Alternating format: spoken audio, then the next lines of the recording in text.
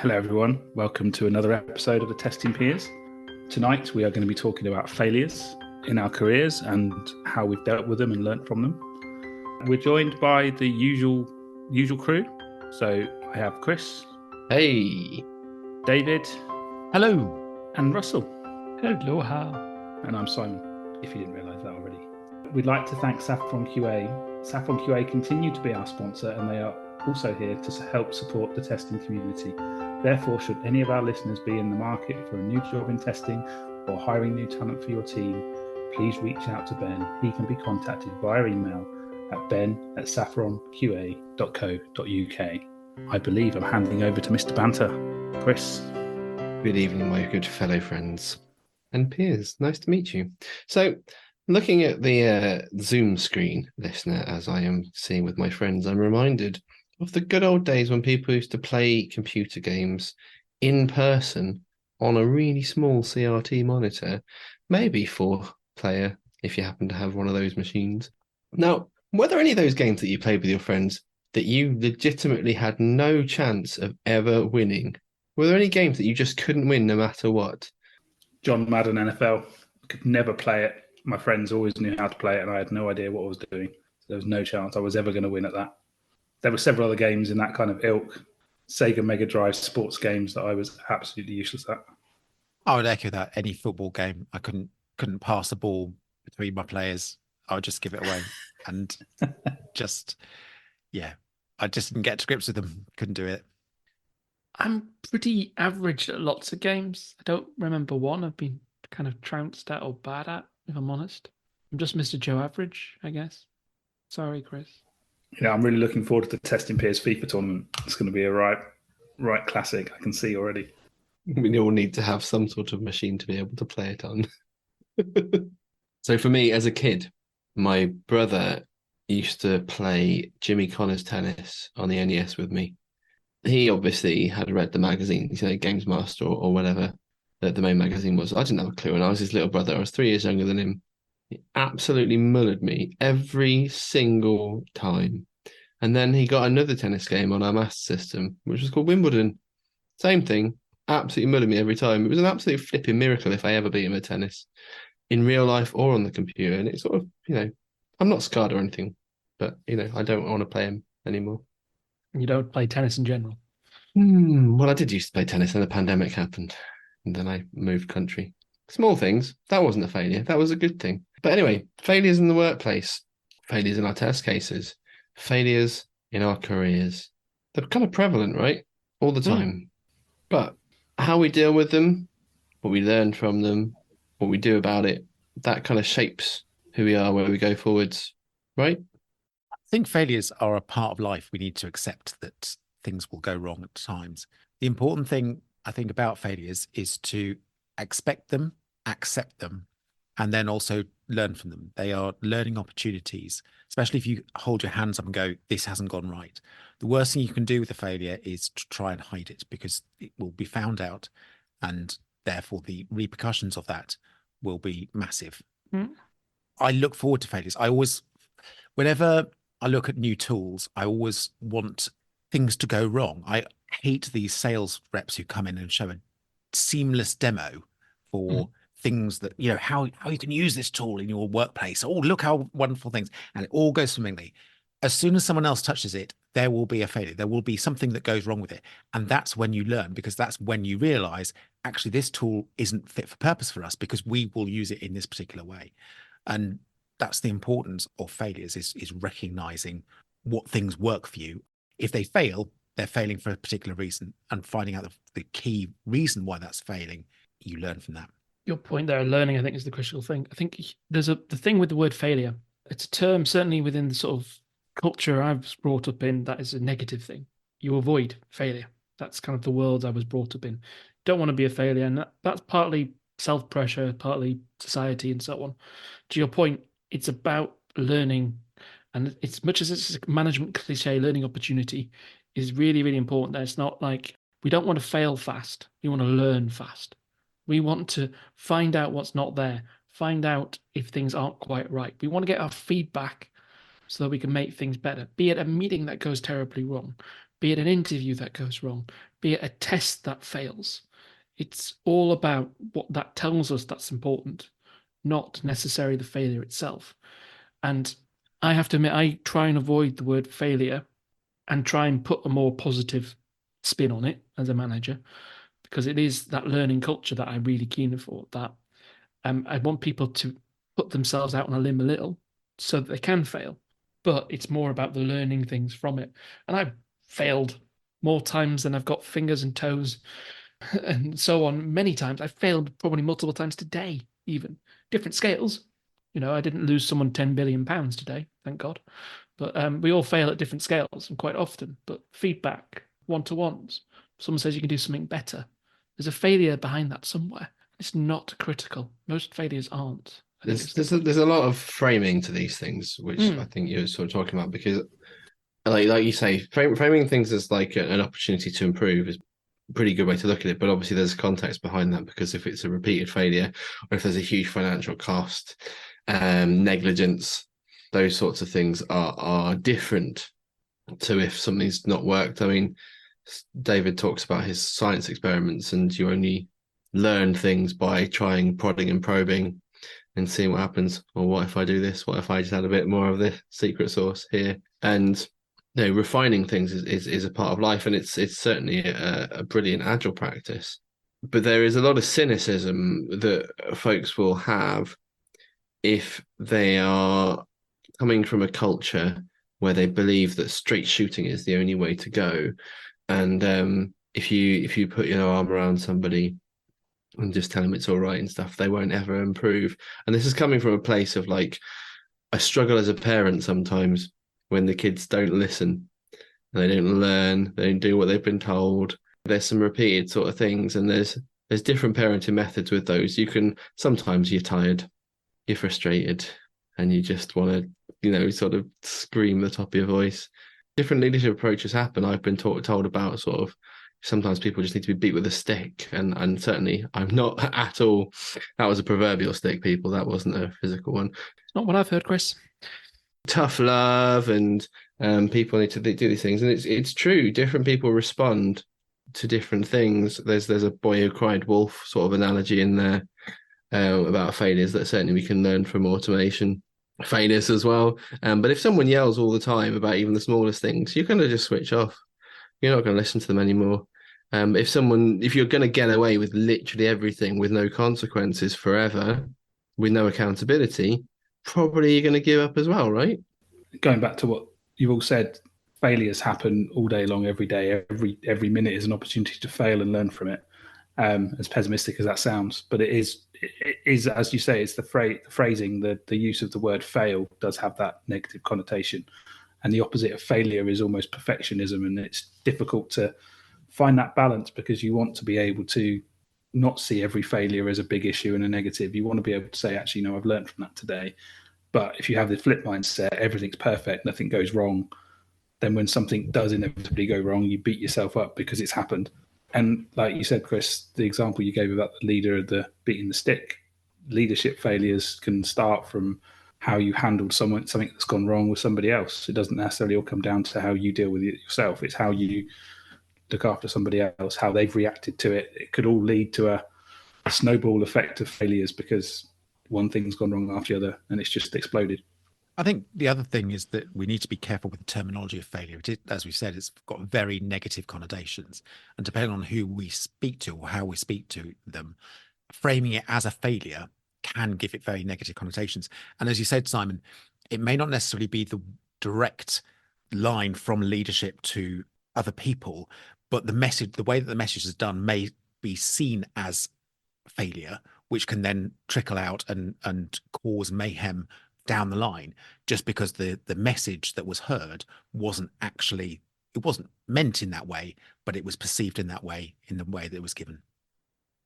We are on the coalface at times. We build software that goes to customers, and customers have a voice, and our managers have a voice. So we often hear of production failures of our software and things that we feel responsible for. We pride ourselves often on quality, on not making mistakes. But was it Voltaire or someone that said sort of perfect is the enemy of good? You can't, if you strive for perfection, You'll not ship anything. You'll not get something good. You'll not get that feedback that tells you whether you're building wasteful or you're building good. And if you try and get and guess everything that someone might say negative, you'll be on it for a lifetime. The same goes for a presentation that you're doing, or a automated test, and anything else that you do. You've got to make it good enough. I think I was talking about something at work the other day, and it was also about, quality, what matters. We can't test everything infinitely. Even if we are building safety critical system, some level of risk-based testing, the risk level is much higher, or acceptance is lower even, but we still can't do every single scenario, every single thing, every type of test in every situation. We have finite amount of time. So we have to accept good. But what that good is the debate, because it's an opinion. And after the horse has bolted, we often change our view of what good is. And that's frustrating if you're on the receiving end, as testers often are, managers often are, people often are. Someone moves the goalpost, and it's really frustrating. So we've got to keep ourselves accountable, I guess, to making sure that we're holding ourselves to the same standards for the same reasons, and not turning on each other or turning on people, pointing out failures, where actually someone's trying, someone's doing something better. To Chris's point, that if people are doing the same thing in the same way 1,000 times over, yeah, it does wind you up. The whole point is learning from it, doing something different. Sometimes that learning can take months, hours, weeks, years, because you could be trying to change an organizational culture. So it's just interesting. You've got to bear the context, and we love context here, don't we, people, in mind, because it's all relative. Fear of failure is very real. Some people I've heard, they're frightened of speaking up for saying the wrong thing, for fear of being judged. As a teenager, I was afraid to go and ask a girl out because I was afraid she was going to reject me. I didn't learn anything by not actioning that. I just told myself it ain't going to happen. And so, lo and behold, it didn't happen. But as an extension of your lovely Voltaire quote, Russell, there was the great NFL coach Vince Lombardi, for whom the Super Bowl trophy is named after. He says, gentlemen, we are going to relentlessly chase perfection, knowing full well that we will not catch it, because nothing is perfect. But we are going to relentlessly chase it, because in the process we will catch excellence. That's kind of speaks to pursuit of excellence, pursuit of great things, continuous improvement, continuous feedback, and course correcting as we go through. If we've been, I've been in a release manager position, if we waited for everything to be 100% correct per the spec that was written, probably by the time we released it, it would be very, very out of date. Like, if you don't release things because you're trying to wait for 100% perfect quality, goodness, inverted commas, before you actually release it, probably you might never achieve it, and you'll never share your goodness with the world. I think that it's okay to try and get to perfection, as long as you realize that you can't actually get there. However, putting the other spin on that, I wouldn't see it. We shouldn't see ourselves as failures because we didn't get to perfection. And so therefore it's a really fine line. Expect to be tripped up that you can't get to perfection, but don't see yourself as a failure by getting there. And also, I think that the terminology, again, with failure, it really feeds into that imposter syndrome. As people with imposter syndrome expect failure at every turn, every time they open their mouth, every time they do public speaking, they expect to fail. And it's a really tricky thing, again, with terminology and setting the expectations, so that actually, again, is a learning opportunity rather than a failure. Failure is so negative and can cause a lot of problems for people that there always needs to be a sort of positive spin in it as a learning opportunity. I completely agree. And I think the other thing with striving for perfection is any failure has the opportunity to completely derail you, because you are so focused on being absolutely perfect that any failure can actually stop you in your tracks, paralyze you, and you end up going nowhere.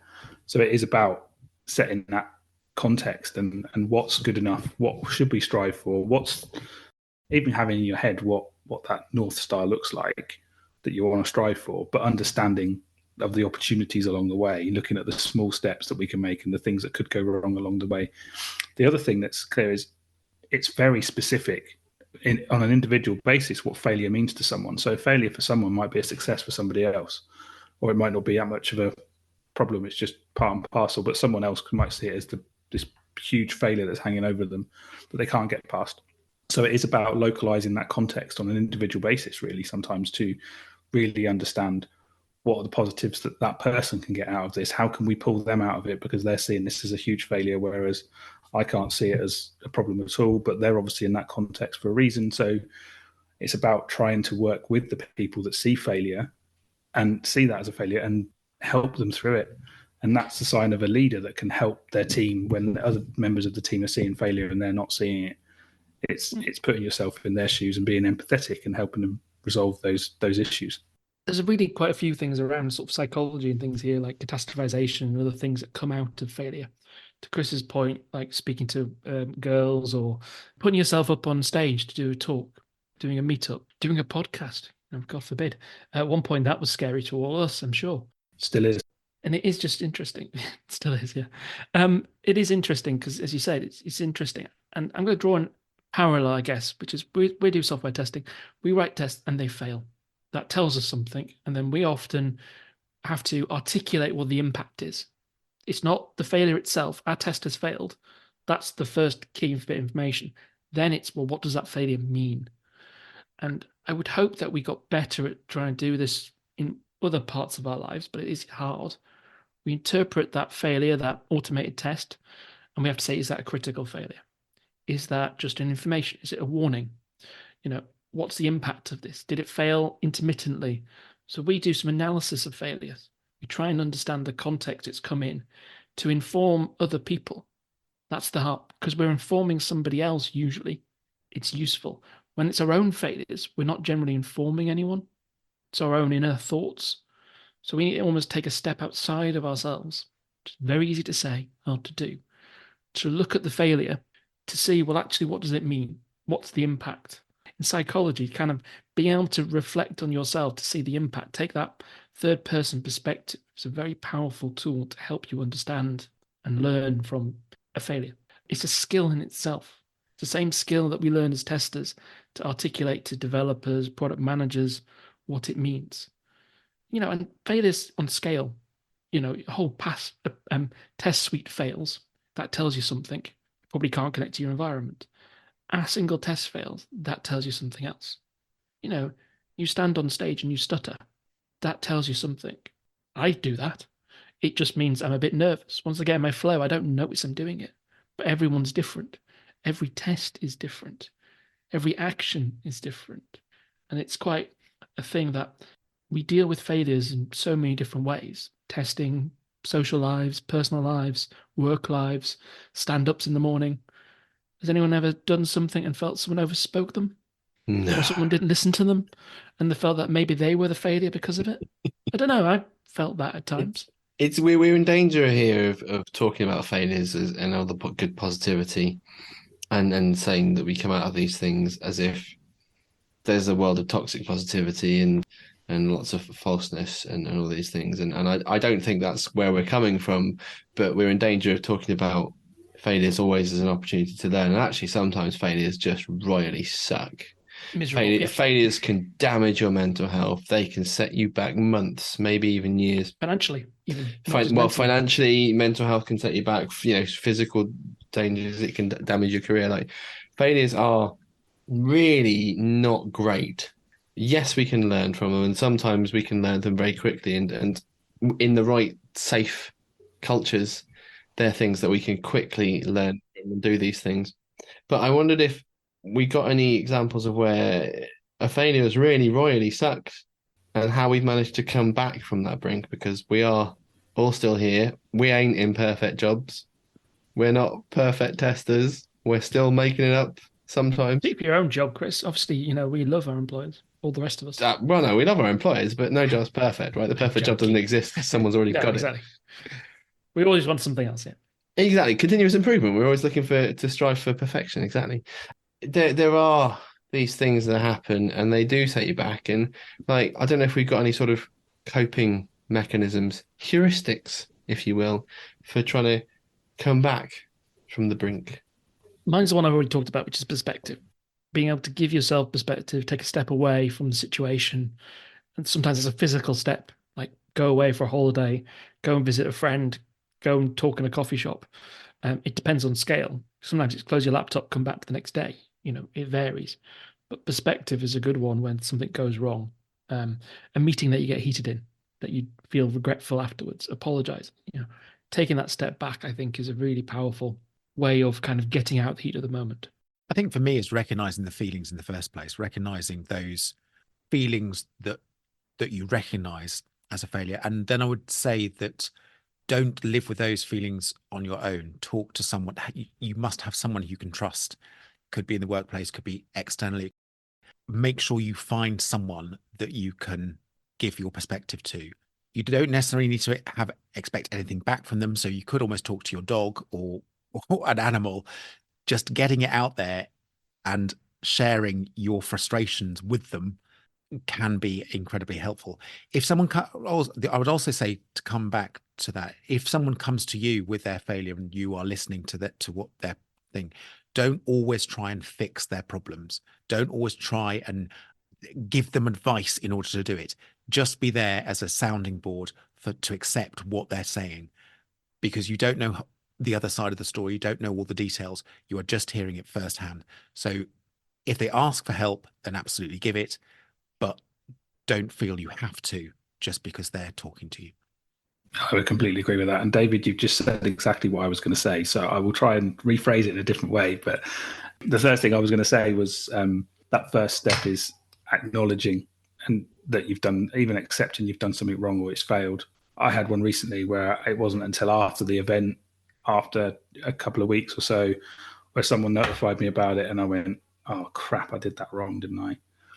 I didn't handle that well in that moment. And then you start having that feeling of, well, what could I have done differently? But it's, as you say, it's then accepting, you know what, I've done it wrong. And now I need to learn from that. And I need to move on. I need to find headspace in a different way. But then my next step was to talk to someone about what I'd done to try and work out how we could remedy the situation. So yeah, it really is, for me, it's definitely that acknowledgement of it and then finding someone to talk to. And yeah, sharing it with someone and finding someone that's, like David said, not going to try and fix the problem for you, that actually just going to go, you know what, yeah, maybe you did screw up there. Never mind, chin up, move on kind of thing.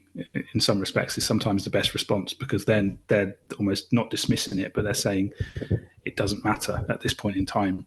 We need to find a way forward. And that sometimes can be the thing that kicks you out of it, because you're getting yourself over and over and over in your head about it. And someone just going, yeah, but the sun's still shining. We need to move on. We need to look at something else. Sometimes it just needs someone to help you come out of it a bit to move forward. But that isn't for everyone. Everyone has different mechanisms that work and some that don't.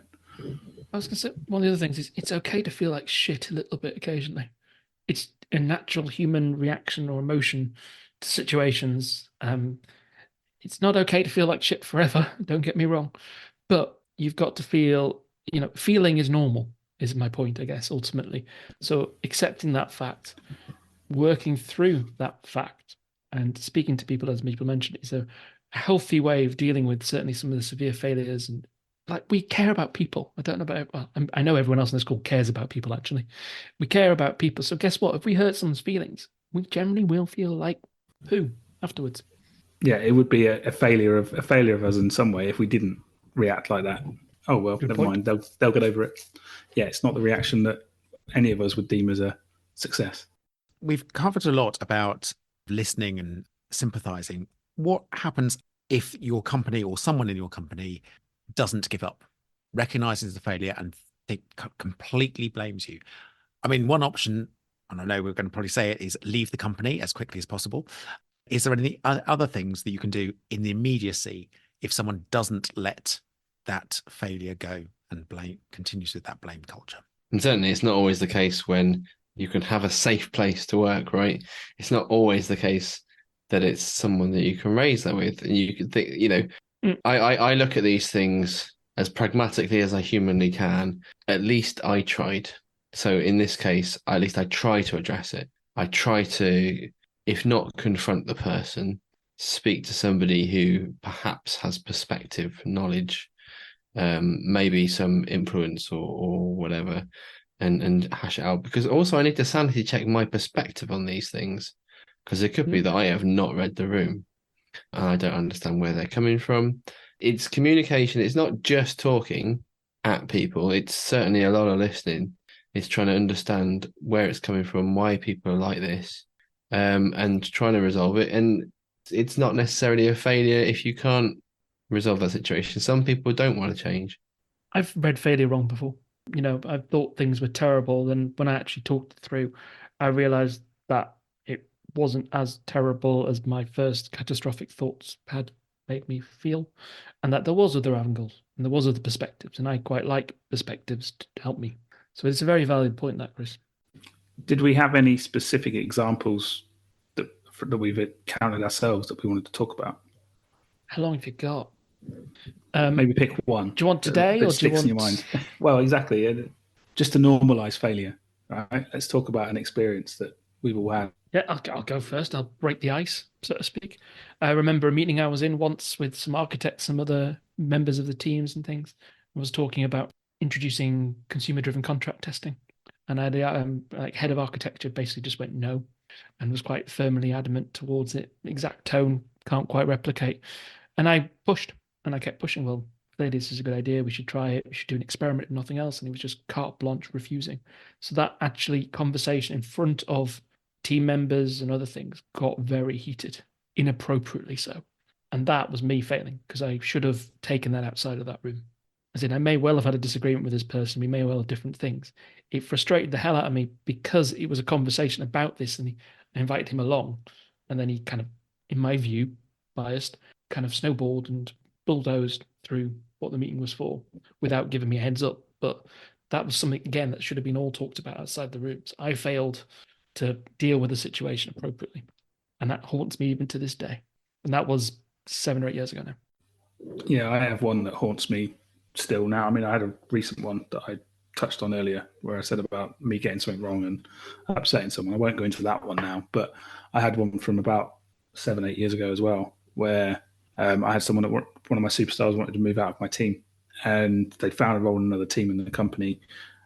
And I'd agreed, well, I thought I'd agreed with the line manager of the team that they were moving into, that it was okay to announce it to my team to let them know this person was moving on. So I went ahead and communicated out, not just to my team, but to all the stakeholders this person was working with, that this person was moving into a cloud engineer role in another team. And then I got an email from the boss of that group saying, "What are you doing? That nothing's been agreed yet. I've got loads of paperwork to do. I've got new hires coming in. I wasn't going to prioritize your hire, your person moving across, but now you've dealt my hand for me. I'm now going to have to push through with yours." And I just kind of caused loads of additional overhead that didn't need to happen because I misread the room. I thought things were in place and they weren't. And that was me as a very junior leader going, well, I thought I was doing the right thing. I was trying to look out for my team, but I got it wrong in that moment. And the fact that I caused that much pain for another team it knocked me for a while. It took me a while to get over that. And I didn't really ever rebuild that relationship with that head of the department that I was working so closely with beforehand, because it had impacted them quite a lot. For me, probably the most memorable thing is where I misprioritized something, and so deadlines were missed. There have been a few times when I've done that, in that completely prioritized one bit of work over another. I would claim it was miscommunication, but it's probably partly miscommunication on my part and procrastinating. And that was a major failure. Oh, I put the pro in procrastination. I think the failure that haunts me the most actually comes back to my first time around in university. So I was studying history, and making that decision, by the way, was a mistake. I chose it because it was where my highest grades were at the end of my first year of sixth form. So I thought, oh, I'm good at history, I'll do that. It wasn't actually what I wanted to study, but I thought, well, that's what I'm best at. So clearly that's what I should study. Anyway, I finished my first year, fine and dandy. Second year, it closely and quickly came to transpire that this wasn't something that I wanted to engage with anymore. Rather than admit this to literally anybody, I stayed home and played computer games until a letter came through the post to tell me that I was no longer on my course. Now, the thing that you would do whilst you're at university and you're no longer getting your money might be to phone up your parents and do the sensible thing, admit your problems, or maybe talk to your friends about it. I did none of those things. But what I managed to actually do was eventually get myself on a different course, a more interesting course, studying politics and things. I was driven by failure there because I knew that, I assumed that people were going to judge me on these things. I didn't deal with it in any particular way. There's certainly a better way to deal with money that you're ploughing into the university system than to just stop, not communicate with anybody. It was a really, really rubbish time, and it broke several relationships, both in my family and in my personal life. And those things are hard to come back from because, like we've talked about here, trust, reliability, communication, they're all things that didn't happen. And sure, I was 20 and I was an idiot.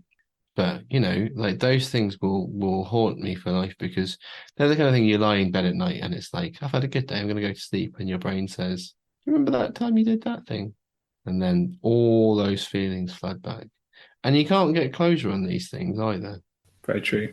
And you're right, there are so many examples I could say, other than the one I just said, that keep you awake at night, that suddenly pop into your head at the most inopportune moment, and then that's your night ruined. You're awake for 3 hours thinking about what if I'd have done that differently.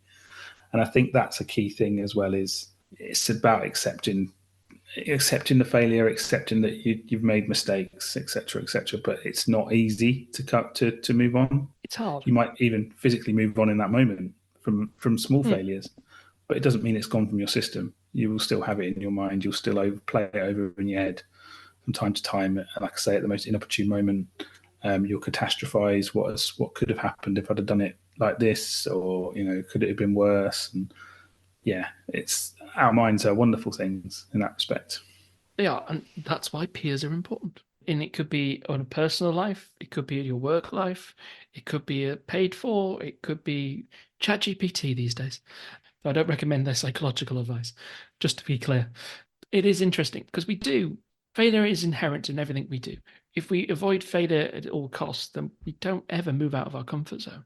And even in our comfort zone, we can fail. I like to think I'm a relatively experienced leader, but I've still made bad choices as a leader. I've still failed as a leader numerous times supporting people correctly. So we can't avoid it. We've got to manage it to a degree. We've got to try and limit the impact of failure. Like, I don't want anyone to give me £1 billion because I just don't want the risk of that failure of losing £1 billion. But I'll take 1 million, thanks, if anyone's out there listening. I'll take that risk-based choice. But it's all about kind of trying to impact and understand what you do and take reasonable risks. If you're scared of speaking in a crowded room of 1,000 people, speak in front of 2, speak to some friends.